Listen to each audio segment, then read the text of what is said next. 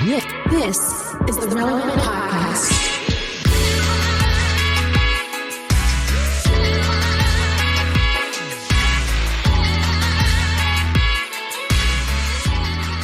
It's episode 1141, and it's the Relevant Podcast here in Orlando. I'm your host, Cameron Strang, and joining me from Loverland, Virginia, it's Jesse Carey. Hello, hello. From Nashville, our managing editor, downtown Emily Brown. Hey, y'all. Derek is traveling today, so he won't be with us. And from LA, you know him from Social Club Misfits, it's Marty. What's going on? How's y'all's week been? This is, y'all don't know, like the listeners don't know, but this week is really unique because this is the third podcast we actually recorded this week. Yeah. So how has your week been, even though I have saw you a day and a half ago? I got to be honest. I had something relatively illuminating happen to me. That it seems very mundane, but you know, I think I recently watched that movie Leave the World Behind on Netflix with Ethan Hawke and Julia Roberts, where you know there's some sort of like cyber attack and they lose all connectivity and the power. It's horrifying. And then there was this news this week. It is like, you know, the girl in the movie just she can't even watch the series finale of Friends. It's, you know, I don't know if you guys have seen this film. No, yeah, she is really concerned about it. And then this week there was this national news where a sitting congressperson came out and said, hey, the chair of the House Intelligence Committee came out and said, there's a national security emergency I cannot talk about, but I'm begging the White House to let people know. Turned out insiders say they found out that Russia might have space nukes, and they have a weapon where they can take out satellites. Like they get their finger on the trigger. Just not to alarm our listeners. Our NPR talked about this yesterday. I know what you're talking about. Yeah. The nukes, the space nukes cannot and are not intended to interfere with anything on Earth. There is no safety hazard on Earth. What they are pontificating is that the space nukes are meant to disrupt global satellite systems and go out there like Space Invaders video game and just pew, pew, pew, and like shoot down like satellites. Still not better. Yeah. Because terrestrial nukes, they already have those. Now we got to worry about, now we're not even safe. But they were clarifying the space nuke isn't going to fly over the U.S. and drop down from space onto the U.S. That's what they were trying to it'll just disrupt so that we can communicate with one another and we'll be isolated Correct. And alone in a darkness. Got it. Listen, They're teaching 11 people who do oil rigs, these oil rig guys. They're teaching them, and then they're going to bring them into space. Does this sound familiar to anybody here? Mm-hmm. I'm going to wrap a car in tinfoil and launch Ludacris out into space to take this thing out. He'll take care of this. Take care of this. But either way, it's given me a lot to think about, and I'm very unprepared. I already know that about myself. I'm not someone who's a preparedness. You're not person. a prepper. Not a prepper. Yeah. I'm not. I like that culture. I support that culture. I mean this as a compliment. I could see you as a prepper. Yeah, no, he's not handy enough. He's not handy enough. You look like it though. You do look like you know what you're doing. But he may conceive a great idea for a prepper, like strategy or shelter, but he doesn't follow through. That's Jesse's problem. Exactly, it's laziness. Like if I were, you're probably the person you're friends with preppers, so that way, if and when the world ends, you're like, hey, bud. Yeah. Let me pop on over to the shelter. You don't own a boat. You have a friend who owns a boat. Gotcha. Yeah. Emily, you have no idea how deep I am in that community. What I can only imagine. But either way, like I was on the way to work one day and I got a flat tire, and I was thinking, I'm either walking or I'm getting a hold of AAA because there's no way I'm changing this. I know I will botch this right here. I know. So one, it'll be an all day thing, and I'll end up in the same spot having to call somebody that knows what they're doing. So why don't I just skip the middle part where I actually attempt to do it myself and just call an expert? Anyway, This week, my hot water heater in the garage went out. Okay.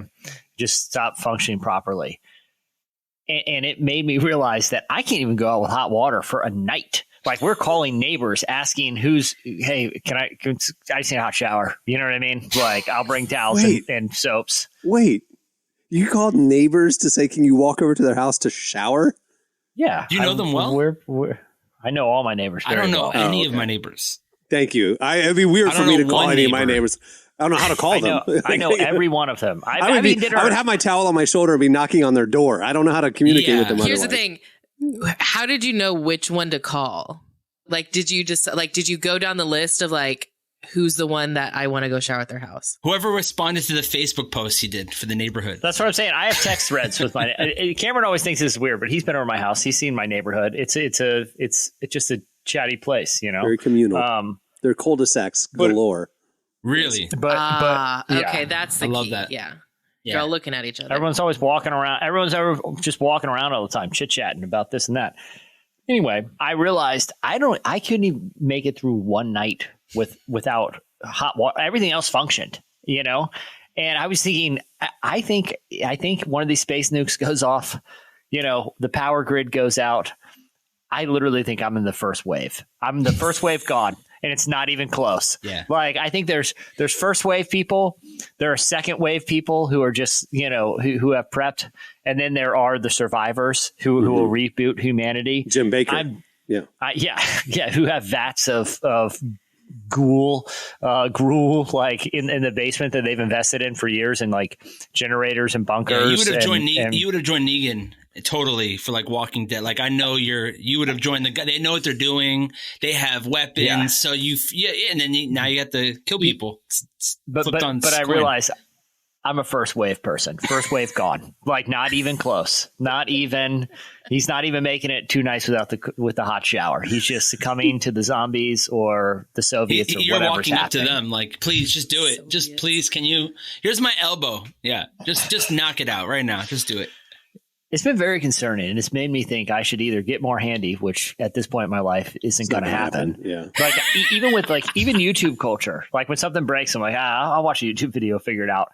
I always watch the YouTube video and make it way worse. Yeah, Jesse, I'm just like you. I'm be honest with you. I'm just like you. My wife hates it because it doesn't matter what it is. I'm getting someone to replace it in the house. It's going to happen. Mm-hmm. And she gets upset because her dad owns a school where they teach people who come into this country how to, you know, become engineers and carpenter and like all these different, you know, so he is fully connected. He knows how to do it all. She married the guy who I was, you know, that like stick that you're twisting in a light because the ceilings are very high. I'm the one who like the light shattered in my hand.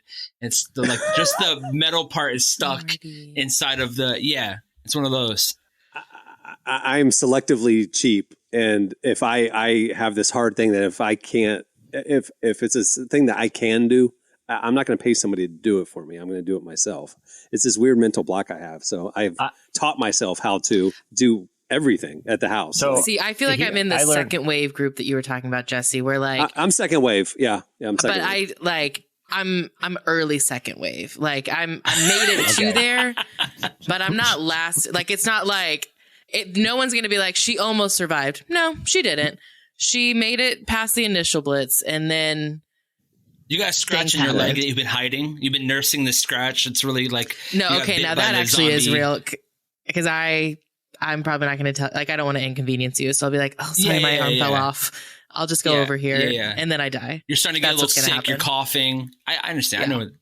I feel like Floridians are uniquely able to make it to the second wave because of our experience with hurricanes and stuff. Well, you're kind of already living in a second wave. Yeah, power going out for 5 or 6 days.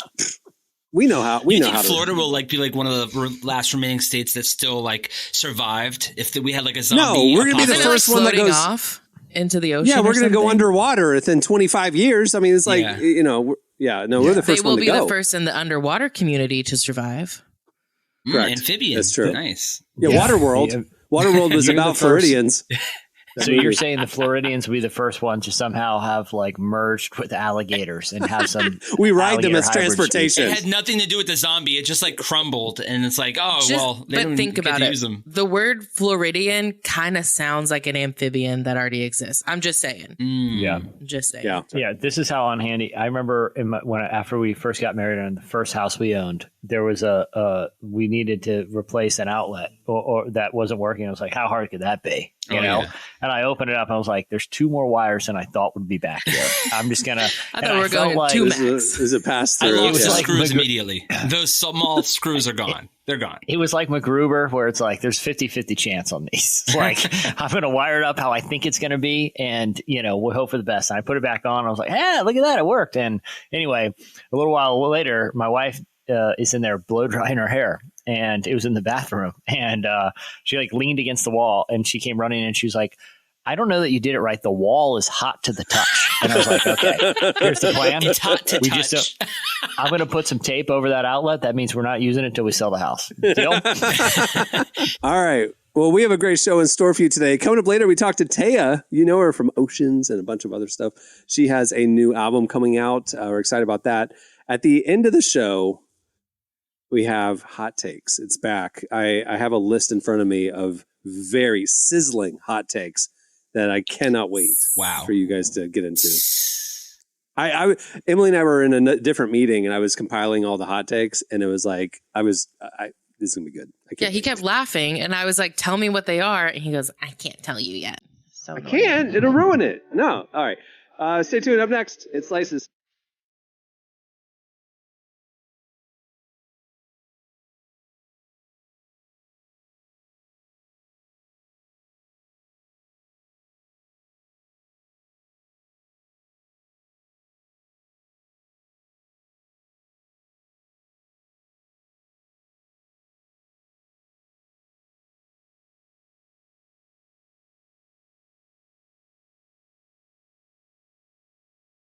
Listening to Cage the Elephant. The song is Neon Pill. Okay, it's time for Slices. What do you have, Jesse? All right. Well, Emily, I appreciate how well synced we are as people who have compiled interesting content from the internet for years professionally, because she sent me, Emily, a little peek behind the curtain, always sends some ideas that we can talk about on the show. Yeah, potential slices. Yeah. Spoiler alert. And one that she sent me was actually, I had actually read the long form piece this morning over my cup of coffee. I had extra time this morning because I usually am a morning shower taker too, and that wasn't going to happen. So I decided to just kick back with a cup of coffee and forgo a hygiene routine.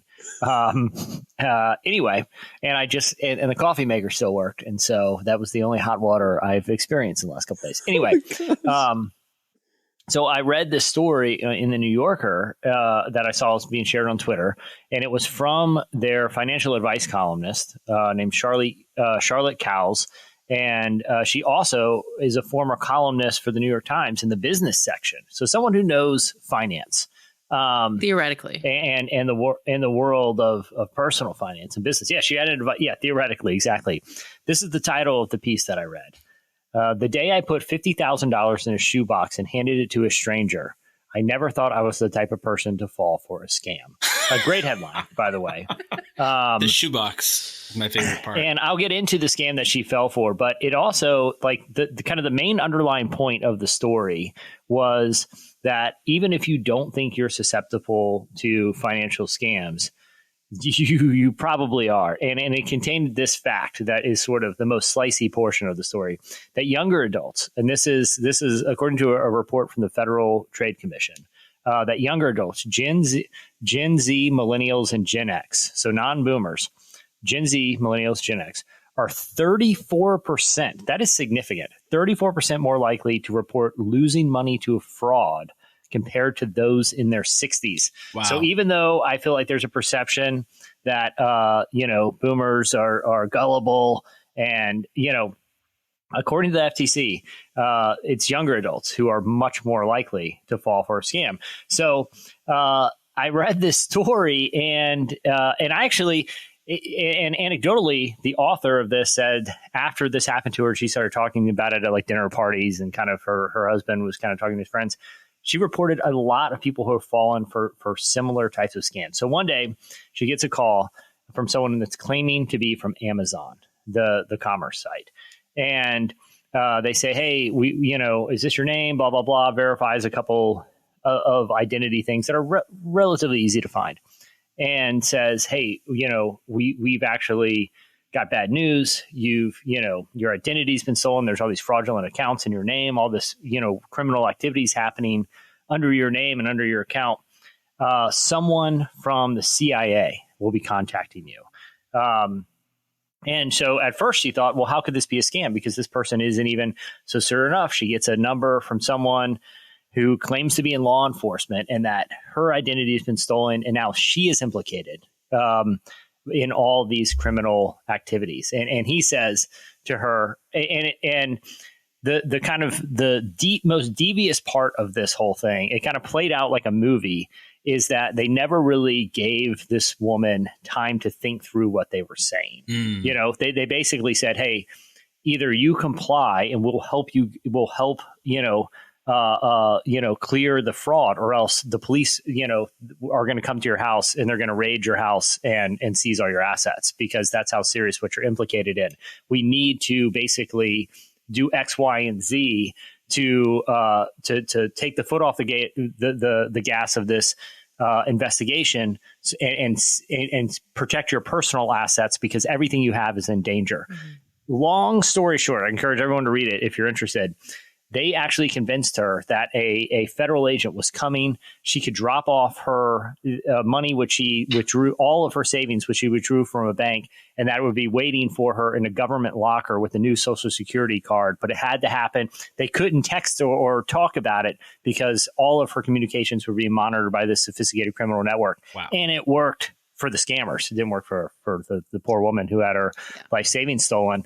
But the whole point of the story is, in a world where we have 50 different accounts and, we work with different banks, different online institutions, more and more people are falling for scams. Because if you get a call and someone has identifiable information about you, it's not that hard to convince people that they're from Amazon or from a credit card or from a bank, and get critical information that can totally ruin you financially. Really interesting and scary story. But I encourage everyone to read it, even if they just want an interesting sort of piece of long form journalism. I have one solution. Everybody do what I do. If you don't have the number saved in your phone, do not answer it. And then nobody from the CIA can call you because you didn't answer the phone. That's my solution. Number 2, did you hear Andy Cohen, the head of Bravo? He also recently got scammed out of a significant amount of money. I think it was more than $50,000. He finally told what happened to him. He said he had just gotten a new debit card from his bank, right? Like just gotten it. So it's very coincidental, the timing of this. So he just got a new card, and he got an email from the bank saying, hey, there's a problem activating your new card. Click here to, activate it or whatever. And so he did. He clicked it and he put in the information, blah, blah, blah. And so obviously that email was a scam, and he put in his debit card information. They withdrew everything out of his account. And he said, in hindsight, because I had just gotten this card, the logo looked right. I didn't click on the email address to see that it was a scam email, because you can always look at the actual email address. Yeah. Emily is very good at doing that. And he didn't do that because it's like, oh yeah, this is happening. My bank needs my information.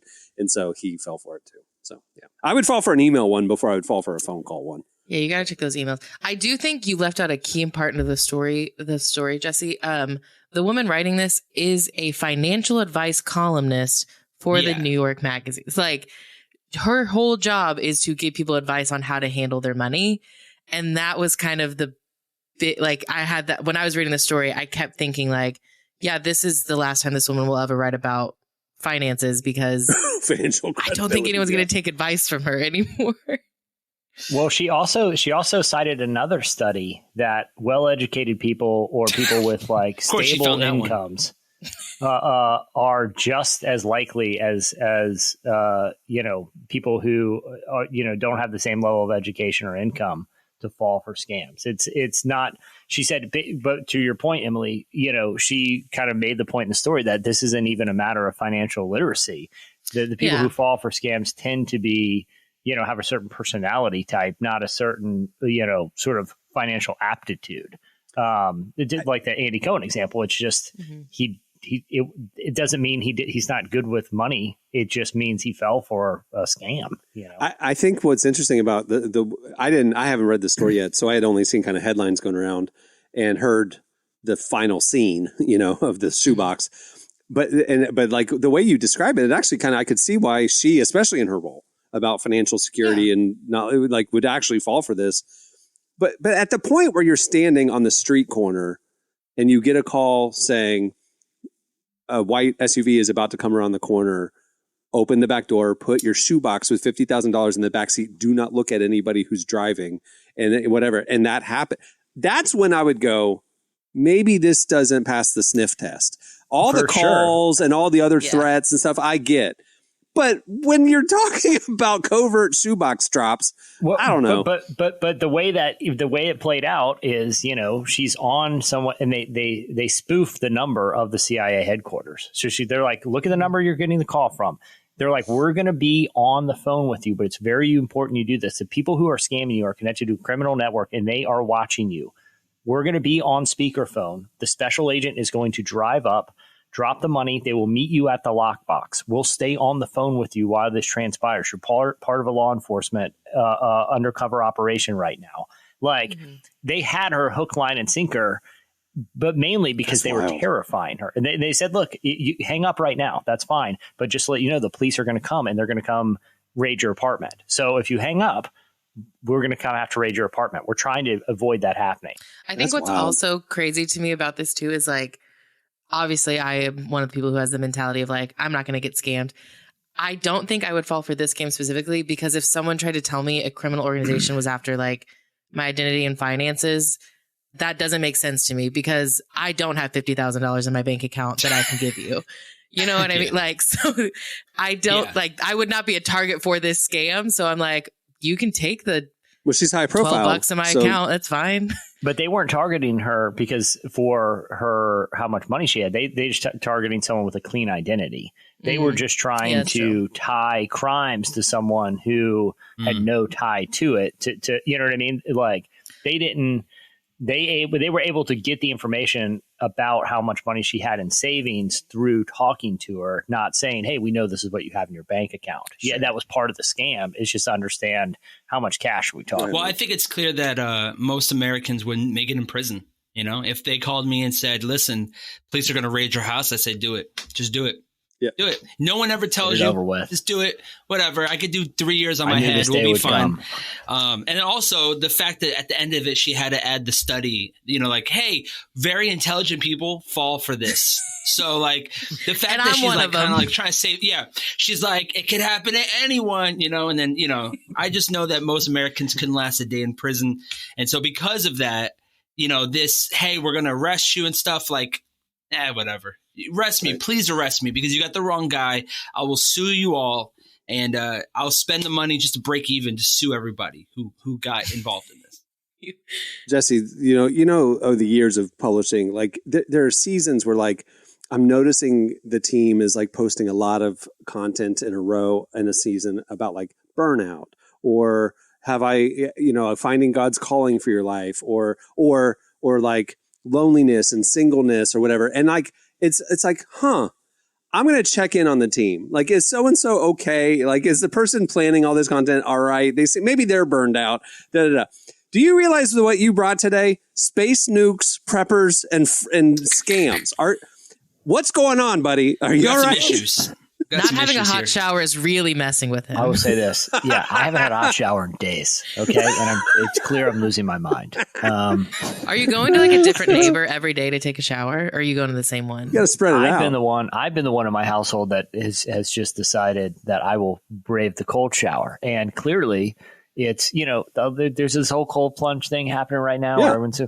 I'm not one of those people. There's no way I'm doing I love that. That's what it is. I do cold showers. I'm an only cold shower type guy now. No, it clearly it's making me slowly lose my mind and become paranoid. You are one step away from the tinfoil hat and the red strings on the push pins. I almost went to the gym today just to take a shower on the way to work. That's real talk. Wow. Just because I was I'm not. Yeah, that's but I was like, is it weird? If it's weird if I just show up to the gym and just walk right into the locker room and shower and then leave and don't get a workout. If you're not a member. Yeah, if you're not homeless, that's a homeless thing to do. It almost came to that. It might come, depending on the word from the plumber tonight, it either that's going to happen or it's going to get Lord of the Flies in my house real quick. As you guys can tell, we're almost there. We're on the slipping. Verge. We're just going down the slope. All right. What do you have, Emily? Okay, so let me start off by saying I'm not really a huge tech person. Okay, when new technology is announced, I'm not a first waver, right, to get swept up in the excitement of it. But this one, there's a new feature coming out that I do think I am going to be part of the first wave. It's coming to smartphones. It's called Talk to a Live Representative. And it's a feature that will contact businesses for you, navigate like the phone tree and like, press 2 for more information, whatever. Wait on hold and then call you when a real human being is ready to chat. Wow. It's like the most that's a game changer. First world problem solving use of technology I've ever heard of. And it's also funny because it's just like robots talking to each other. I'm like really excited about this because I know this is where my Gen Z part comes out. I hate talking on the phone. It's to represent, like I get anxious about it. I hate having to do it. I would rather do like a live chat all day. But if I can at least just get to the human part, I think I could maybe be a little bit better. So I'm excited. That's brilliant. And it's also opened up my ideas. Like it's made me think like, what are other just tiny little first world technology problems that technology could solve? And that's what I don't care about how AI is going to revolutionize everything. I just need it to solve my little bitty baby problems every day. This is the greatest product I've ever heard. I can't tell you how many times my kids have come in a room or someone's come in and I'm just screaming at the phone, agent, help, agent. Like talking to that little robot that's asking me to hit numbers for different little things on the back of my internet router. I'm done. Just let me talk to somebody because I'm sure if I can talk to a human, we can resolve this very quickly. I've already established I'm not good at fixing things. I'm not going to be able to do it with your little phone robot. Okay. Yeah. I need a human to reboot the router from the headquarters. Just put me on. Real talk. Last time I got a human on, they have to do because I screamed agent until they put somebody on. I was FaceTiming with them. Okay. You guys personally I was FaceTiming in the house behind the router. Yeah, they have a little thing you can do. I was showing them the Christmas decorations. I introduced them to the kids. It was great. I made a new friend. Okay, you're not going to get that with some robot. And guess what? They ended up fixing the router. So good news. Now you have to put $50,000 to a random man because of this guy.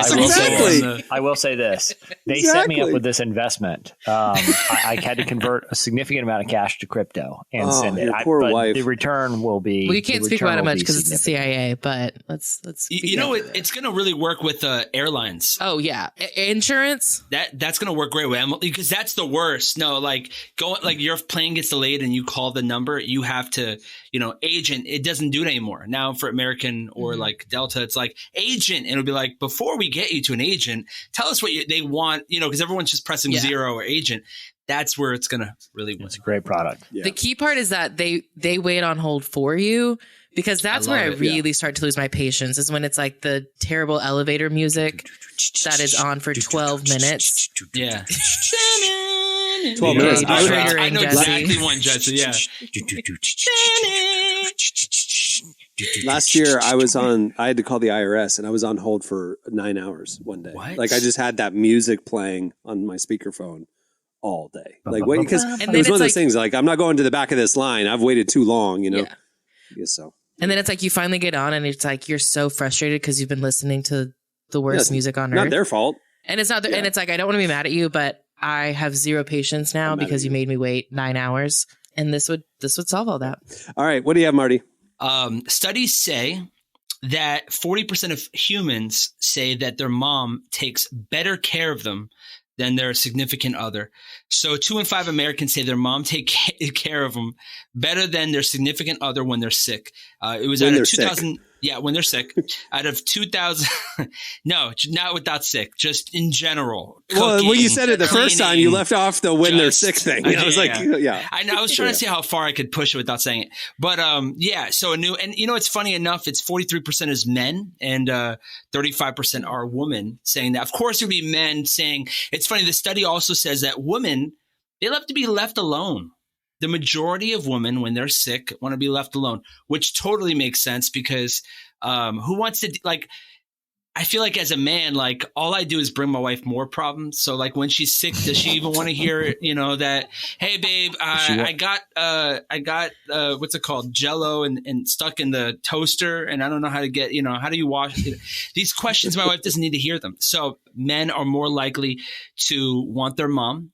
And women are more likely to be left alone.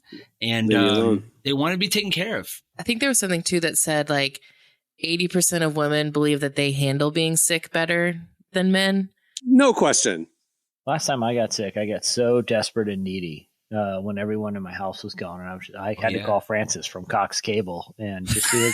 Remember that FaceTime we had that when the cable box went out for the playoff game? I just seen how you're doing. I'm pretty sick, pretty laid out. I can go through the symptoms if you'd like. Cable's working great. Hey, I'll say this cable box been working great since the reboot. All right. Well, that'll do it for Slices. Stay tuned. Up next, Taya joins us. If we could go back to the way it was then, maybe we could feel alright.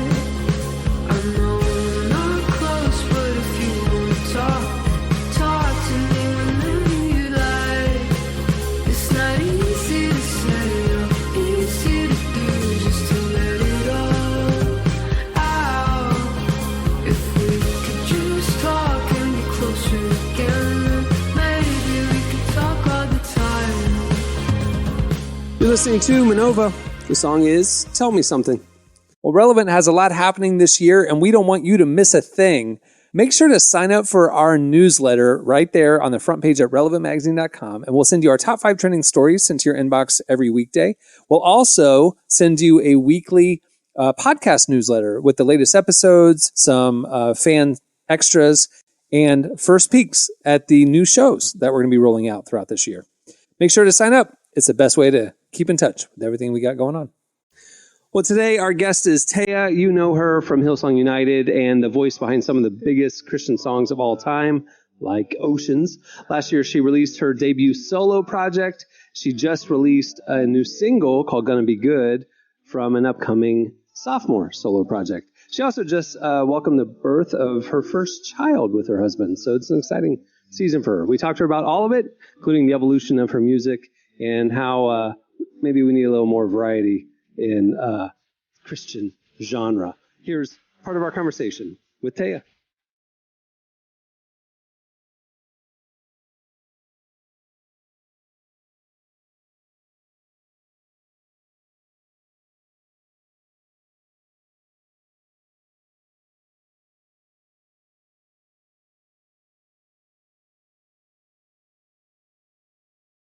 This is such a joy-filled song. I just was curious, what inspired that?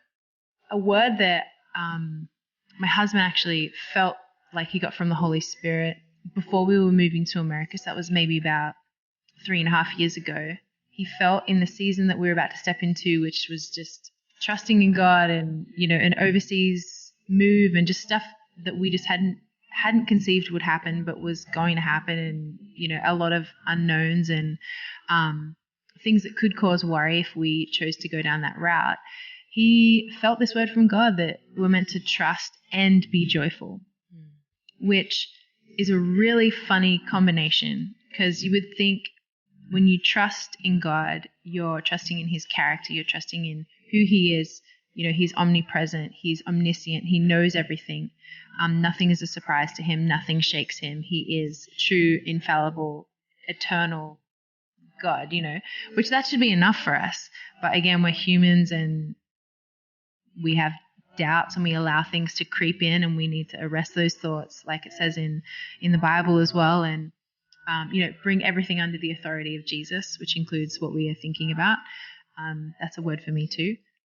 Challenged. All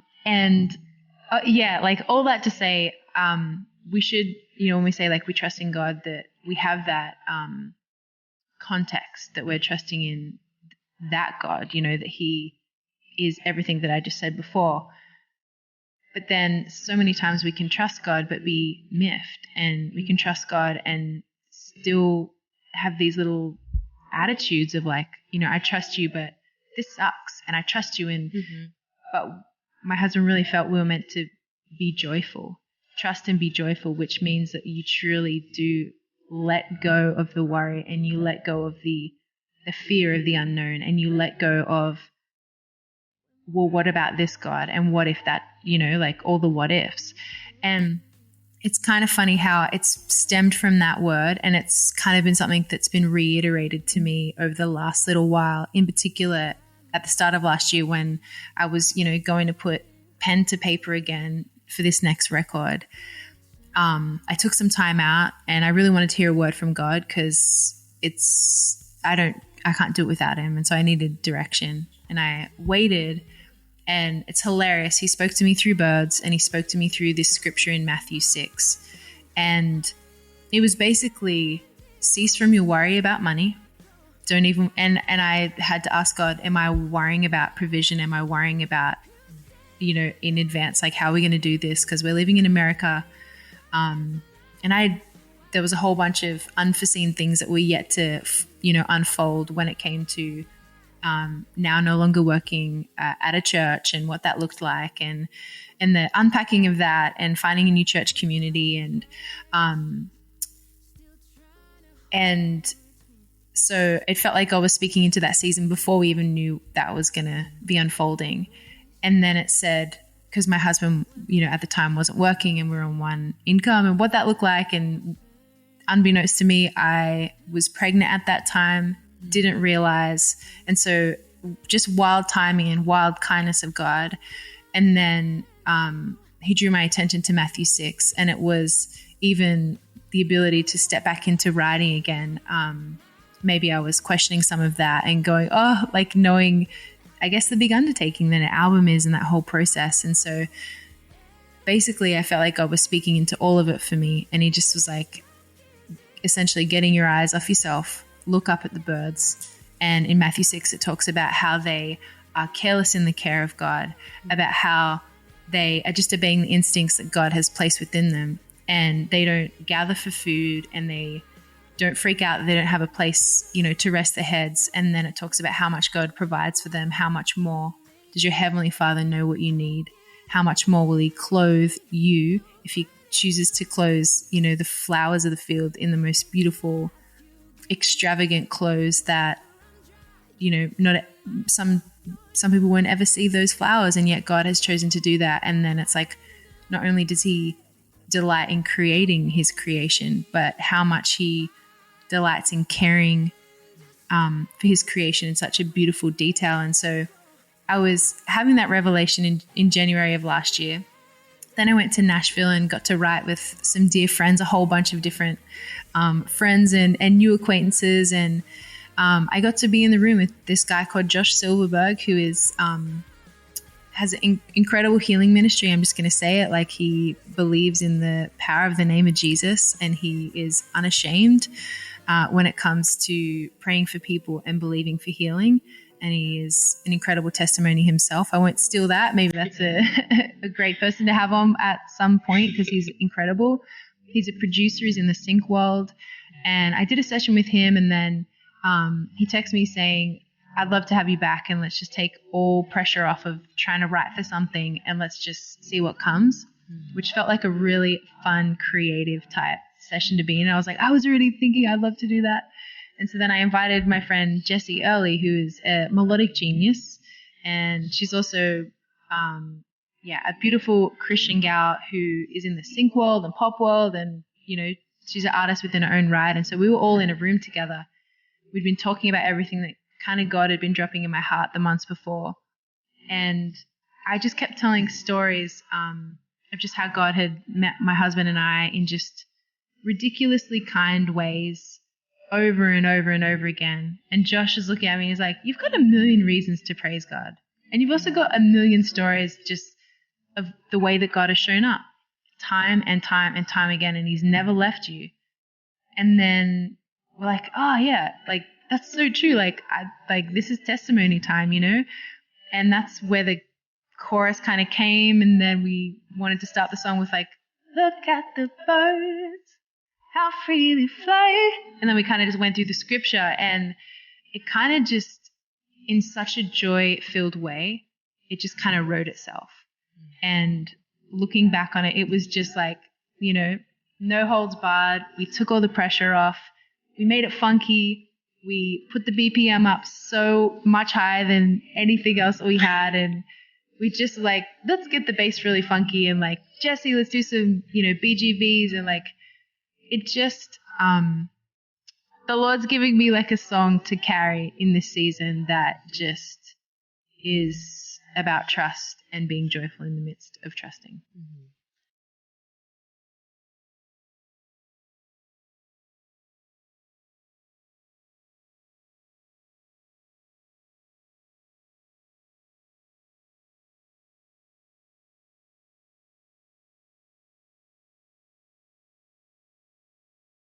just love that you have this like posture of joy. Cause even like you were saying, like, I think a lot of times we kind of have this idea of like, okay, I'll stop worrying, I'll give it to God, but we're not joyful about it. And we're still kind of somber. And so, yeah, I love that that not only are you embracing joy, but you're like passing that joy out with other people. Cause even like the music video is like so fun and bright and like just exciting. I'm really excited for that. I am curious, like, I know you're working on more new music. Is that theme going to continue, or is this maybe just for this song? Do you have any thoughts about that? I feel like trust is something that I'll never not, I guess, have as a theme. Not just in music, but like in life. I got given this amazing opportunity to steward this song Oceans in 2013, which was just over 10 years ago. And that song is all about trust. And it's a kind of trust where it says a prayer of asking God to use me in such a way where I will walk out into the craziest deep water where I have nothing else to lean on, nothing to fall back on, no borders. And like, I think the line is trust with trust without borders. And now I'm like, wait, is that actually the line? Spirit lead me where my trust is without borders. Yeah, praise God. You got it. Free ride. And I've just found in every single season, because it's a song that I continue to sing and get to sing and be grateful for, because it's a reminder that it's a layer type thing. It's not you say that you trust God in one season and then that's it. It's like, no, I get to, in this new season, get to trust him in a whole new way, in a deeper way, and with things that perhaps are even more precious and things that I care about even more. And yet I'm not meant to trust any less. I'm actually meant to continue to trust more and continue to grow in my trust.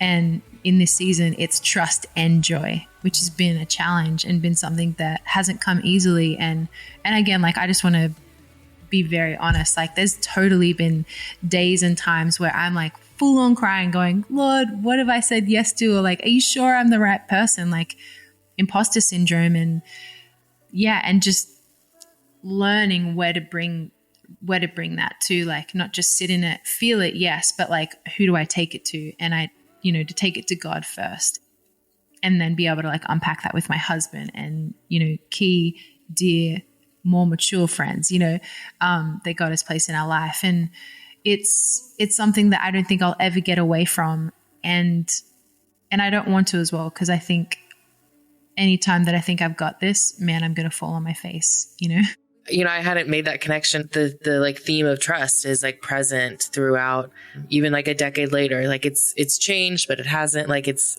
so interesting. Yeah. Although what has changed is, I think, like your sound has changed, because I feel like a lot of people still associate you with like kind of like the live worship sound, for lack of a better, it has a specific sound. But this, I love it, so I'm not mad about it. But but like, your new song is like just a very different sound. Are you like wanting to like try different genres? Was that just like this song needed to be this way? Like, what was the intentionality behind it? I'm always that person that doesn't love to be pegged into a particular box, which is very hilarious. When then you were called an artist, because people were like, but we need to know like how to like, like package this, or like, but something that before I was stepping into the studio to record a song with United, and before I was a part of United, someone said something to me, which it felt like it was God's kindness in preparing me to not compare myself to other people. And to just be content with who God's called me to be and what he's asking of me, and to not look to the left or the right in comparison or in envy, and be content with, what God was going to do and is doing, And I go back to it a lot, and they said, just because it looks like this for this person when it comes to ministry or leading, or even the type of songs and the way that God's called us to live our lives, doesn't mean it has to look like that for you. And she mentioned a few like female worship leaders. And then she said, just because it looks like this for this person doesn't mean it has to look like that for you. don't put God in a box. Like, you can just like leave that there and allow him to do whatever he wants to do and just be open to that. And it's definitely something that I maybe struggled with for a little bit when it came to like, you know, like you said, I've been a part of United, and for the last 10 years it has had a particular sound, and people have really leaned into that, which is such an honor, and it's beautiful because it means the music's resonating with people, and that's connecting people to Jesus, you know, and which is the biggest honor of my entire life. And you still want people to be able to connect with Jesus. But what's crazy is like, I didn't write any of those songs. And so getting to now put pen to paper and write some of these songs, it will sound a little different. And it felt like for this first record that I was able to fully bring everything to the table. It wasn't just my voice, but it was my writing style and the way that I speak about of who Jesus is, like my expression of who he is. And I love some funky soul kind of chords, and you know, I prefer the black notes on the piano, and like, you know, I write in A flat, and just, I don't know, like wanting to just open it up a little bit. And in saying that, also in the last year since getting to steward this record and steward some opportunities that God has brought my way, I've also noticed that I actually need some songs for the church in there as well, because I'm being asked to lead worship, and songs are like tools in your tool belt. And so that's probably been a little bit harder for me to figure out how to do and to do it well. It's not an easy thing to do, and my hat goes off to everyone who writes songs for the church. Like, I've been able to lead them, but maybe not necessarily, you know, I'm just starting out in the writing of them. And and it's just a learning experience. And hopefully this is the second half of this record that I'm actually still working on right now, are those songs and those expressions. And so that's also another step of faith in trusting God and learning how to be joyful in learning and feeling like I'm, you know, starting out again. But the fun thing over the last year since getting to, I guess, represent these songs live from that first record, I love that we've been able to take what we had on that first record and translate it and play them differently, and, you know, bump up the speeds a little bit and slow it down and make it more congregational and maybe sweet and simple. I just love that, you know, all the songs are quite malleable, and it's been sweet how we've been able to take certain ones and have really found that they've connected with people in worship settings and in churches. And so I'm excited for what's yet to be and what's yet to come. And I know one day there'll be a live worship record, but it just doesn't feel right for now. Yeah. So hopefully people are willing to come along on the journey as I'm just being obedient to what I feel God's, you know, saying for this season and the ones to come. So, yeah.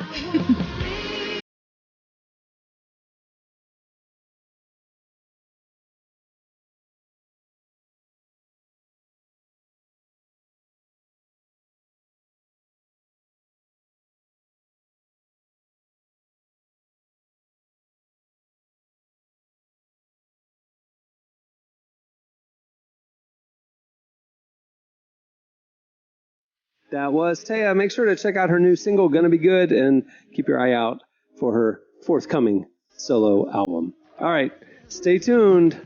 Up next, it's Sizzling Hot Takes.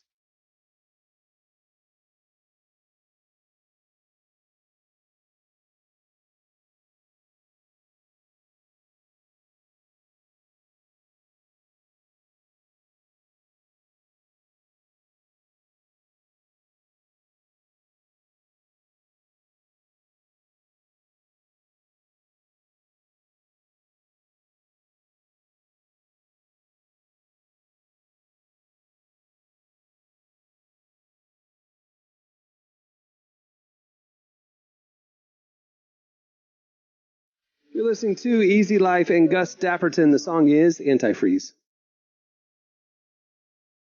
Okay, it is time for Sizzling Hot Takes. This is where we have an AI bot come up with very hot takes. I read them, You guys tell me your thoughts on the take. Is it an accurate take or not?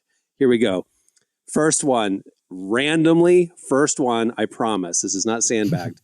Taylor Swift songs have thought-provoking lyrics. I wonder what I think about this. Yes, obviously true. Imagine saying no and just being hated for the rest of your life. Yeah, I was going to say, it doesn't matter what I think. This is a trap. This is a trap by AI to make you get canceled. This is like an episode of Black Mirror where they want people to turn against you.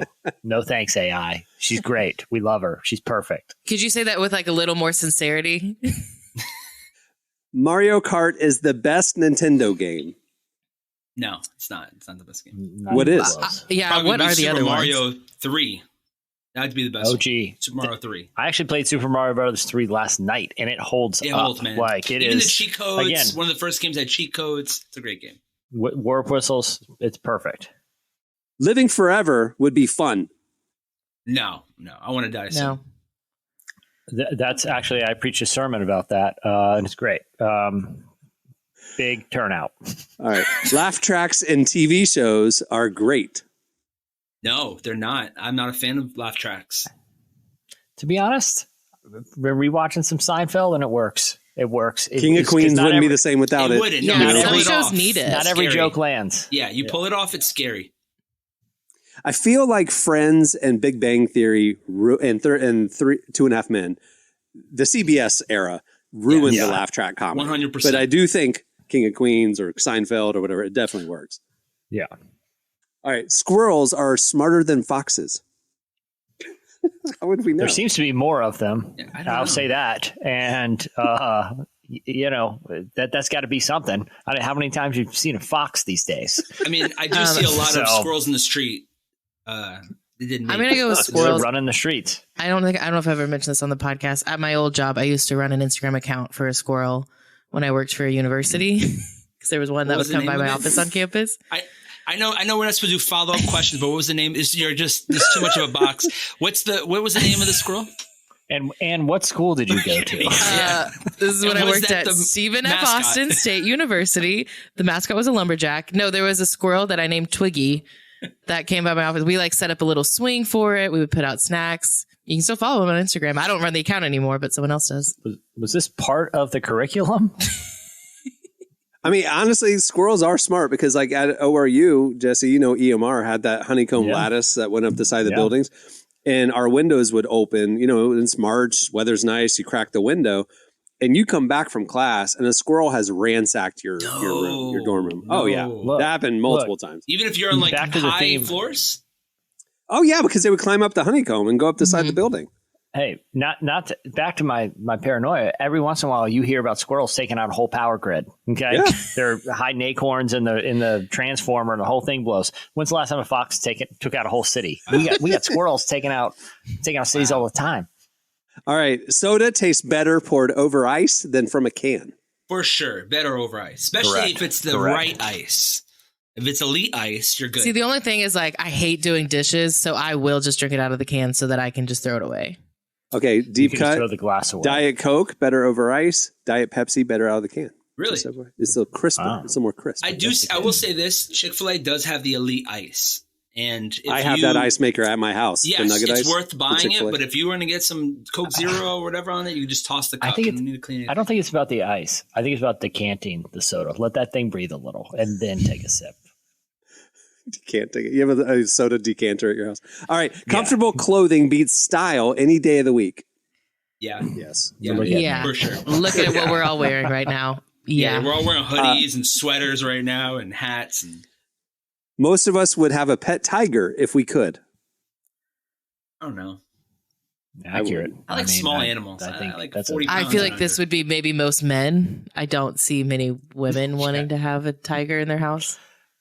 I saw a video, and it appeared to be in Saudi Arabia or something. And people Always. are swimming in a pool, Yes. and somebody let a tiger out and jump in the pool just to prank his friends, like a live tiger. And I was thinking that'd be a Wow. great prank. A live It'd be a tiger. great way just to let not him have loose any on my more buddies.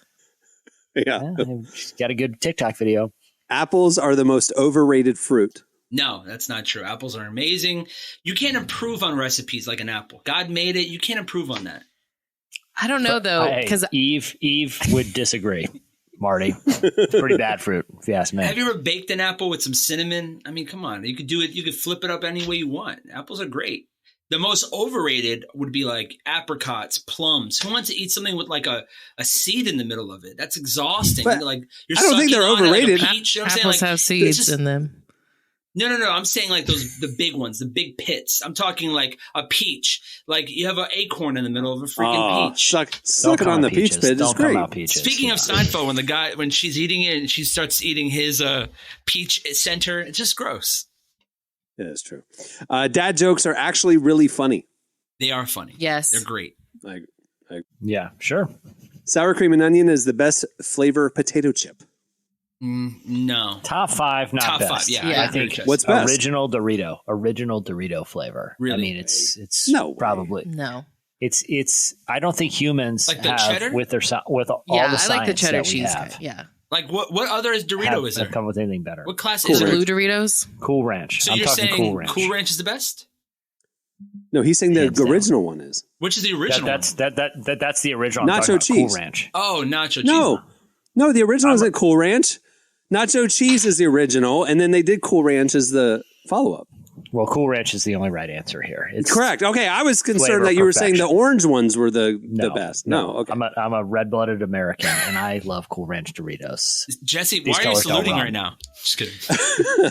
All right. The customer is always right. Heck no. No. That's not true. They're wrong most of the time. I'd say 60% of the time they're Not in the Karen definitely era. wrong. Yeah. Yeah. Water beds are not comfortable. They are not comfortable. Agreed. They're fun to jump on. I mean, you really have to fill that bad boy up. Can't say from first-hand experience, but I get very motion sickness. I get very motion sick, and I don't even try it. Don't even want to try it. So Miami is the best city to take a trip to. No, it's not good. No, don't do it. Never been, but I already know it's not true. You'll be given $50,000 It's okay. to random cars left and right. You'll be scammed so much. That is true. That's where the girl got scammed. It wasn't where she got scammed in Florida. No. Big festivals are more trouble than they're worth. Yeah. No way. I love it. It's my depends on the age. It's Depends on it's the my age, favorite way to be experience honest. music is festivals. Really? If they have, Yeah. I mean, I don't know. I mean, I've been to all the big ones, and they're all very crazy, and it's like so hard to even you'd like wait the whole day to see one performer, and then if you want to just peek, they're like a mile away, and then let's go to the other stage. It's a lot. Everything's $8. Water, it's crazy. Jesse and I went to Lollapalooza. I went 14 years in a row. Jesse went most of those. I learned how to do it well. 20 minutes of this artist, 20 minutes of that artist. Blah, blah, blah, blah, blah. I'm just moving. I loved it. It was great. Anyway, all right. Watching the sunset is boring. No, it's peaceful. I think if you have a snack, a beverage, some Cool Ranch Yeah, that's Doritos, Cool Ranch, it's actually I'm talking delightful way to end the Coke day. on some ice, with some Yeah, Doritos. there you I'm go. on the beach. I like it. Fast and Furious is a better movie franchise than Star Wars.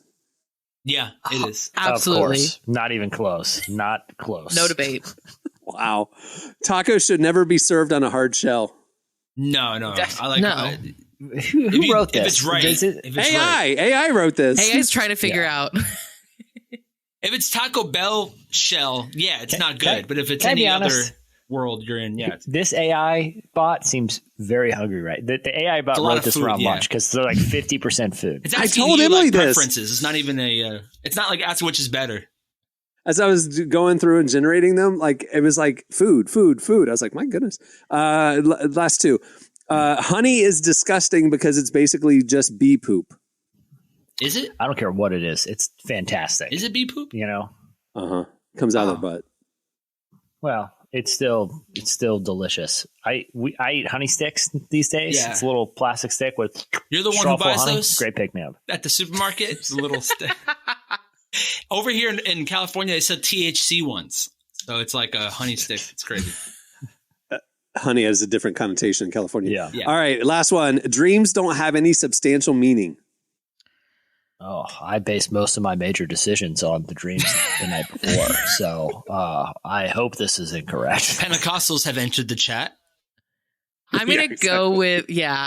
I was going to go with no, but I don't want to upset the Pentecostals. I will say the last dream I had, I don't think I told you this, Cameron. I had a dream that I interviewed Shaq the other night because you said you were going to be watching some game, something to do with Shaq. The Magic retired his jersey finally. Yeah. And I like had a dream that night that I interviewed Shaq for the podcast. And it was very real because I woke up thinking, did I actually do that? And then I was like, why would I interview Shaq for the Relevant podcast? So does that have a substantial meaning? Because the take is dreams don't have any substantial meaning. I would say you're confirming that they don't. It means Shaq is the next cover of Relevant. I love We'll it. find a way. Spoiler. I'm determined. The magic. All right. That'll do it for Sizzling Hot Takes. Well, before we wrap things up, I want to thank Taya for joining us today. Make sure to check out her new single, Gonna Be Good, and get her forthcoming sophomore solo project. Also, she has a European tour this spring. So if you're over in Europe, make sure to check that out. Also, check out issue 114 of Relevant. Brooke Lidgertwood is on the cover. We have great features with Need to Breathe, Mike Todd, Rainn Wilson, and so many others. It is available for free thanks to our presenting sponsor, The Covenant, which is available now on Apple TV. If you want the beautifully designed enhanced edition, you can get that as part of Relevant Plus. With Relevant Plus, you get the deluxe magazine plus unlimited ad-free reading at relevantmagazine.com, as well as an ad-free version of this podcast and more to come this year. Plans start as low as $250 a month. You can find out all the info on the Relevant Plus tab at relevantmagazine.com. All right. On that note, we'll wrap things up. I'm Cameron Strang. I'm Jesse Carey. I'm Emily Brown. I'm Marty. All right, we'll see you on Friday. Have a great week, everyone.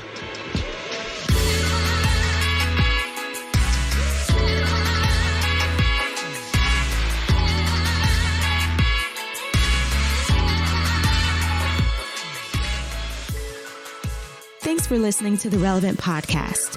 Check out our features, interviews, and news updates every day at relevantmagazine.com.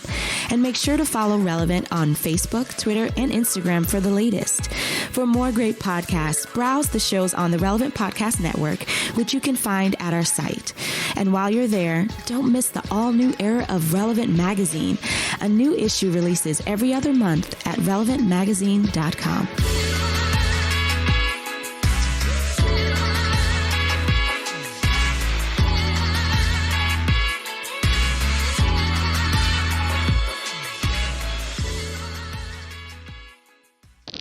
I knew this day would come. Relevant Podcast Network.